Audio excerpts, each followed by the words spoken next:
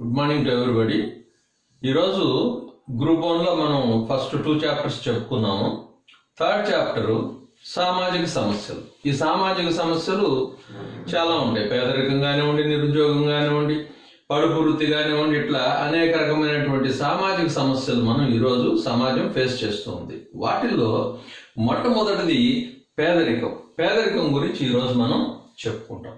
ఇది తలసరి ఆదాయం వల్ల పేదరికం అనేటువంటిది మనకి ఏర్పడుతుంది. తలసరి ఆదాయం అంటే ఒక మనిషి సంవత్సరానికి ఎంత సంపాదిస్తున్నాడు, దాన్ని బట్టి అతను పేదవాడా, మధ్యతరగతి వాడా, ధనికుడా నిర్ణయిస్తారు. అదే మనం ఇండియాకి అమెరికాకి పోల్చుకుంటే అక్కడ తలసరి ఆదాయం ఎక్కువ ఉంటుంది కాబట్టి ఇక్కడ మధ్యతరగతి కుటుంబీకుడు కూడా అక్కడ మనం దారిద్ర్య రేఖకి దిగువగా ఉన్నట్టుగా కూడా చెప్పుకునేదానికి అవకాశం ఉంది. కాబట్టి అన్ని సమాజాల్లో ఈ దారిద్ర్యం అనేది ఒకేలాగా ఉండదు. సమాజానికి మధ్య దారిద్ర్యంలో తేడాలు ఉంటాయి. కాబట్టి తలసరి ఆదాయాన్ని బట్టి ఇది జరుగుతుంది. ఇదంతా ఎట్లా అయిందంటే సమాజంలో 2 వర్గాలుగా తయారైపోయినాయి. ఆ 2 వర్గాలు ఎవరంటే పెట్టుబడి పెట్టేవాళ్ళు, అజమాయిషీ చేసేటువంటి వాళ్ళు. ఈ పెట్టుబడి అజమాయిషీ చేసేటువంటి వాళ్ళు ధనిక వర్గాల కిందకి మారిపోయారు. శ్రమ కష్టం వీళ్ళందరూ చేసేటువంటి వాళ్ళందరూ కూడా పేద వర్గాల కిందకి వచ్చేసారు. ఈ పేదరికం దేన్ని తెలియజేస్తుంది అంటే వ్యక్తి యొక్క లేమిని తెలియజేస్తుంది, లేనితనాన్ని తెలియజేస్తుంది. కాబట్టి తీవ్రమైనటువంటి కొరత పరిస్థితి, దీన్నే పేదరికం అంటారు. ఎక్కడైతే మనకి ఏమి కావాలనుకున్నా కూడా అందుబాటులో ఉండదు. కాబట్టి తీవ్రమైన కొరత పరిస్థితిని ఎదుర్కోవటాన్ని పేదరికం అంటారు.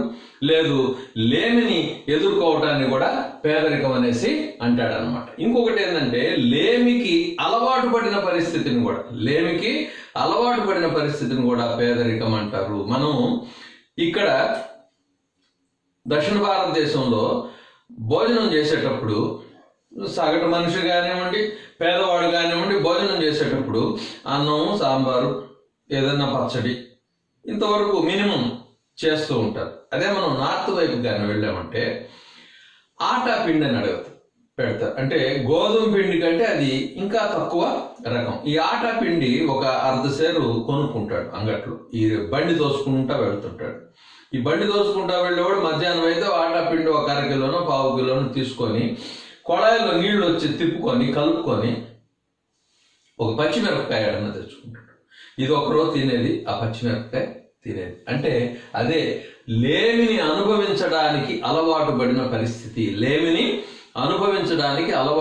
పడినటువంటి పరిస్థితి. కాబట్టి పేదరికం అంటే ఏంది?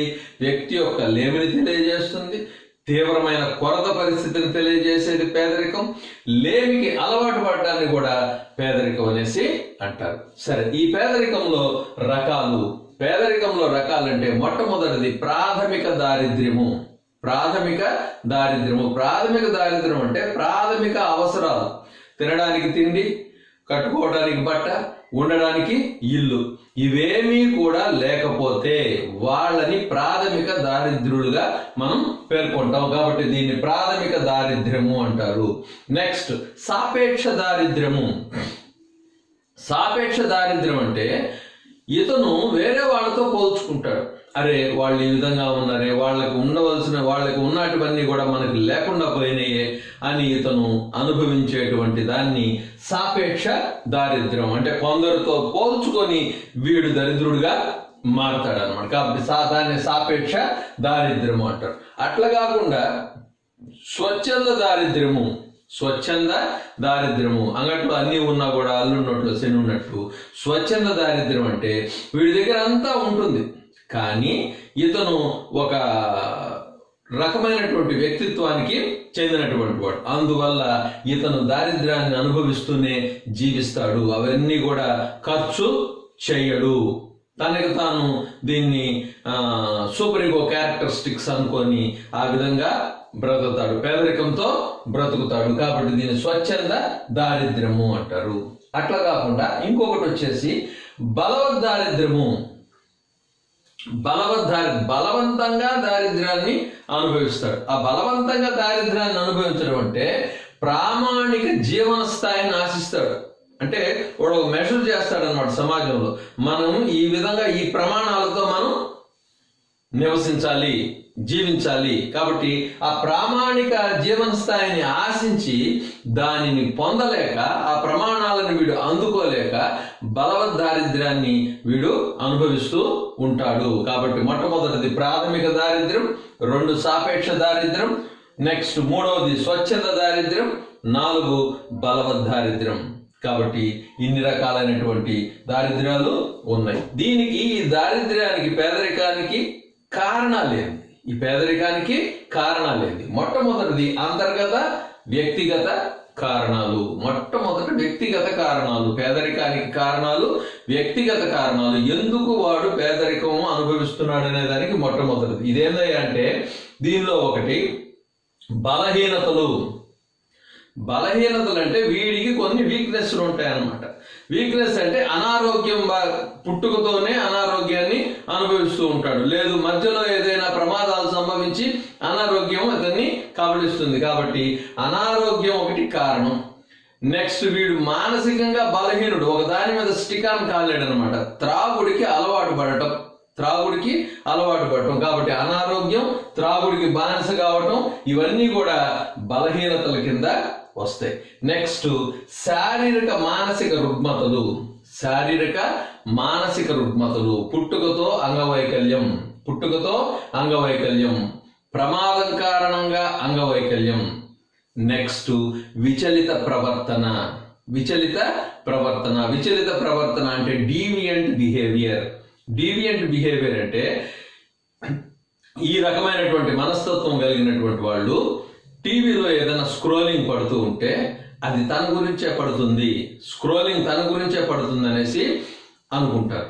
ఇద్దరు ఎవరైనా మాట్లాడుకుంటా ఉంటే తన గురించి వాళ్ళు మాట్లాడుకుంటున్నారు అని అనుకుంటారు. ఇవన్నీ కూడా విచలిత ప్రవర్తన.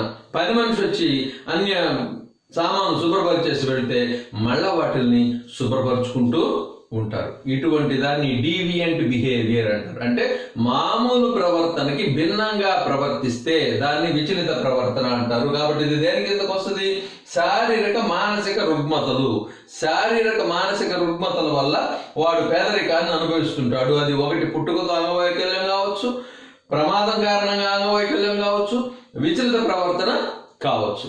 నెక్స్ట్ దుబారా ఖర్చులు. దీని వల్ల కూడా వీడు పేదవాడు అయిపోతాడు. దుబారా ఖర్చులు అంటే ఏంటంటే, మనకి 10,000 రూపాయలు జీతం వస్తే 10,000 రూపాయల్లోనే పొదుపుగా మనం ఖర్చు చేసుకొని మనకు కావాల్సినటువంటి ప్రాథమిక అవసరాలను తీర్చుకోగలిగితే వాడు పేదవాడు కాదు. అట్లా కాకుండా 10,000 రూపాయల ఖర్చుకి 20,000 రూపాయలు ఖర్చు పెడితే వాడు ఒక సంవత్సరం తిరిగేటప్పటికి ఈ వడ్డీలు, అప్పులు ఇవి కట్టుకోలేక వాడంతా కూడా పోగొట్టుకోవటం జరుగుతుంది. కాబట్టి ఈ దుబారా ఖర్చుల వల్ల మనం పేదరికం అనుభవిస్తాం. ఇవేంటంటే పేకాట ఆడటం, గుర్ర పందాలకు వెళ్ళటం, లేదు ఇతనికి శక్తికి మించి దాన ధర్మాలు చేయటం, ఇటువంటి వాటిలన్నింటినీ కూడా దుబారా ఖర్చుల కింద చెప్పుకుంటాం. ఇవన్నీ కూడా వ్యక్తిగత కారణాల కింద వస్తాయి, అంతర్గత వ్యక్తిగత కారణాలు. నెక్స్ట్ రాజకీయ కారణాలు. ఈ రాజకీయ కారణాలు ఏంటంటే 17వ శతాబ్దం వరకు అంతా బాగుండింది, ఆర్థికంగా బాగుండింది, రాజకీయంగా బాగుండింది. 18వ శతాబ్దం వచ్చిన తర్వాత బ్రిటిష్ వాళ్ళు పరిపాలన మొదలైనప్పటి నుంచి ఈ భూస్వాములు రైతులకి తగాదాలు పెట్టారు. కులీన సామ్రాజ్యం ఏర్పడింది అనమాట. ఈ భూస్వాములకి రైతులకి తగాదాలు పెట్టేటప్పటికి రాజకీయంగా పూర్తిగా దెబ్బతినింది సమాజం, ఆర్థికంగా పూర్తిగా దెబ్బతినింది. కాబట్టి 18వ శతాబ్దం నుంచి మనకి ఈ రాజకీయ కారణాల వల్ల పేదరికం ఎక్కువగా సమాజంలో ప్రవేశించింది. నెక్స్ట్ ఆర్థిక కారణాలు. ఇవి 4 ఆర్థిక కారణాలు. ఈ ఆర్థిక కారణాలు 4 ఏంటంటే, మొట్టమొదటిది తక్కువ స్థాయిలో ఉత్పత్తులు. ఆర్థిక కారణాలు మొట్టమొదటి తక్కువ స్థాయిలో ఉత్పత్తులు. అంటే మనదంతా కూడా వ్యవసాయక సమాజం కాబట్టి రైతులకి కావలసినటువంటి